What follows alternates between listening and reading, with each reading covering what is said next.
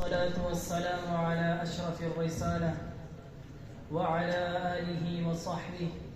الذين هم أهل الفضل والعدالة. أما بعد فأعوذ بالله من الشيطان الرجيم. بسم الله الرحمن الرحيم. قال الله تبارك وتعالى: يا قوم ادخلوا الأرض المقدسة التي كتب الله لكم. وقال النبي صلى الله عليه وسلم: يأتي على الناس زمان لا يبقى فيه مؤمن إلا لحق بالشام. رواه الحاكم موقوفا. لکھتے ہیں تیرے غم میں نظم مسجد اقصیٰ، لکھتے ہیں تیری غم میں نظم مسجد اقصیٰ، بے بس تو ہیں بے حس نہیں ہم مسجد اقصیٰ. نبیوں کی امامت کے لیے تجھ میں کھڑے تھے، نبیوں کی امامت کے لیے تجھ میں کھڑے تھے، معراج کی شب شاہ مسجد اقصیٰ. صدر فہم و ادراک اور ایمان خوددار و بے باک، آج جس موضوع پر مجھے لب کشائی کرنے کا موقع دیا گیا ہے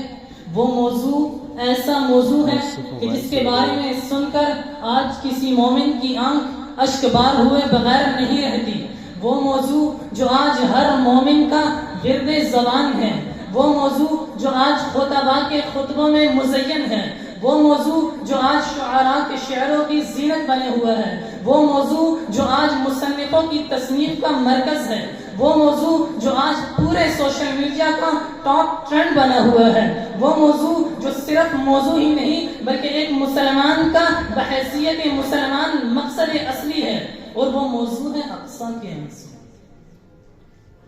علی جناب وہ اقصیٰ کہ جس کے بارے میں لکھتے ہوئے آنکھیں خون کے آنسو روتی ہیں، وہ اقصیٰ کہ جس کے بارے میں لکھتے ہوئے ہاتھ کانپ جاتے ہیں، وہ اقصیٰ کہ جس کے بارے میں رب کا قرآن 15 سپارے کی سورت بنی اسرائیل کی آیت نمبر 1 میں فرماتا ہے: الاقصی الذی بارکنا حولہ.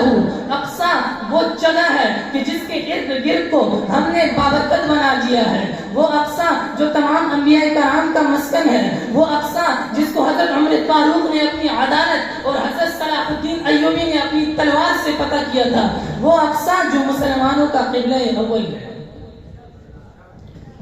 لیکن آج اس اقصیٰ کی بے بسی تو دیکھیے.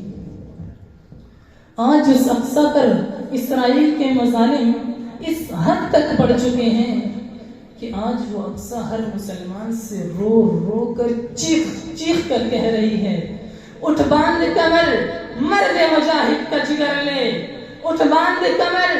مرد مجاہد کا جگر لے، مومن ہے تو پھر مسجد اقصیٰ کی خبر لے، مظلوم کی کچھ داد رسی تو ہی تو کر لے، کچھ جذبہ ایمان بڑا ذوق خضر لے. ایوب کا بیٹا ہوں میں دنیا کو بتا دے، ایوب کا بیٹا ہوں میں دنیا کو بتا دے، سہون شرنگیز کی پھر خوب خبر لے. صدر ذی وقار یوں تو اسرائیلی ریاست کے قیام سے ہی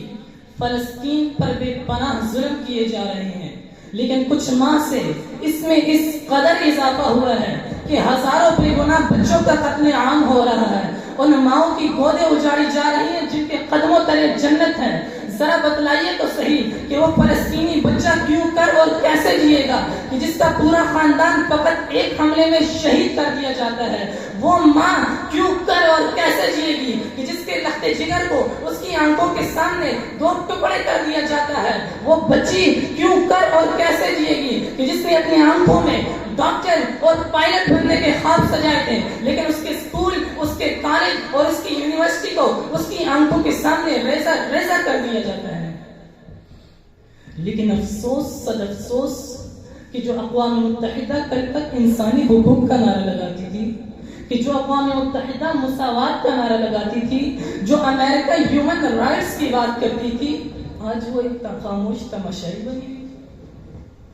میں جاؤں تو جاؤں کہاں؟ صدر ذی وقار آج تو امت مسلمہ کے وہ حکمران جو ریاست مدینہ کے نعرے لگاتی تھی، امت مسلمہ کے وہ حکمران جو اسلامی شریعت کے نعرے لگاتی تھی، امت مسلمہ کے وہ حکمران جو سیرت مصطفیٰ کا نعرہ لگاتی تھی، وہ بھی فقط مذمتوں اور اظہار تشویش کے کچھ نہیں کر پا رہے۔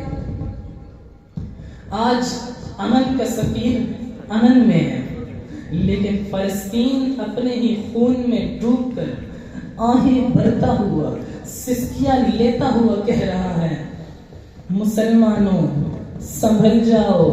سنبھل جانے کا وقت آیا، مسلمانوں سنبھل جاؤ، سنبھل جانے کا وقت آیا، بہت سوئے ہوئے ہو تم، اب ہوش میں آنے کا وقت آیا، جلا ڈالی تھی تم نے کشتیاں اندرس کے ساحل پر، جلا ڈالی تھی تم نے کشتیاں اندرس کے ساحل پر، مسلمانوں وہی تاریخ دہرانے کا وقت آیا، جہاں سے 313 چلے تھے تم مسلمانوں، مسلمانوں انہی ماضی کی راہوں پہ پلٹ جانے کا وقت آیا، مسلمانوں انہی ماضی کی راہوں پہ پلٹ جانے کا وقت آیا، وما علینا الا